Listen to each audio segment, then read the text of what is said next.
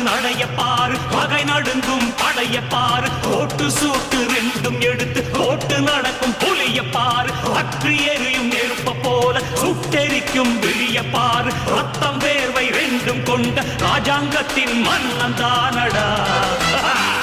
இவன் பேருக்குள்ளே காந்தம் உண்டு உண்மைதானடா இவன் பேருக்குள்ளே காந்தம் உண்டு உண்மைதான்